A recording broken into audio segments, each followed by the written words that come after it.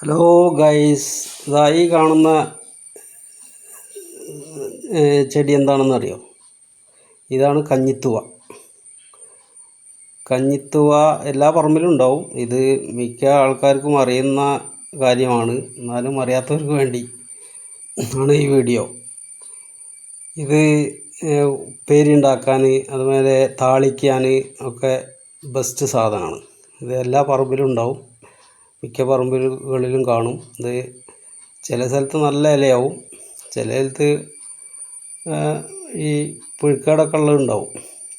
പക്ഷേ ഇത് വളങ്ങളൊന്നും ഇടാത്ത നല്ലൊരു നമുക്ക് കറി വെക്കാനും ഉപ്പേരി വെക്കാനൊക്കെ ഉപയോഗിക്കാൻ പറ്റിയ ഒരു ഇലയാണ് കഞ്ഞിത്തുവ.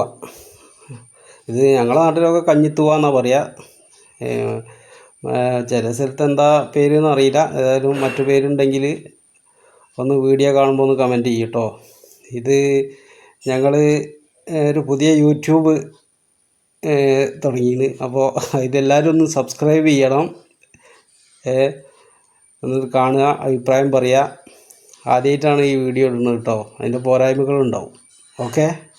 കഴുകി ചെറുതാക്കി അരിഞ്ഞിട്ട് നല്ലോണം കഴുകിയിട്ട് അരിഞ്ഞിട്ട് അതിൽ ചുവന്നുള്ളി, പച്ചമുളക് ചീഞ്ചട്ടിയിലിട്ടിട്ട് നല്ലോണം വാട്ടിയിട്ട് കഞ്ഞിവെള്ളം ആദ്യം ഒഴിക്കരുത്. ഈ അരിഞ്ഞ വെച്ച ഇല അയക്ക് ഒന്ന് ഇട്ടിട്ട് നല്ല ഇളക്കിയിട്ട് കുറച്ച് കഞ്ഞിവെള്ളം ഒഴിച്ചിട്ട് കുറച്ച് ഉപ്പ് ഇട്ടിട്ട് അധികം വേവിക്കരുത്. ഒരു ഹാഫ് വേവിനെടുക്കുക.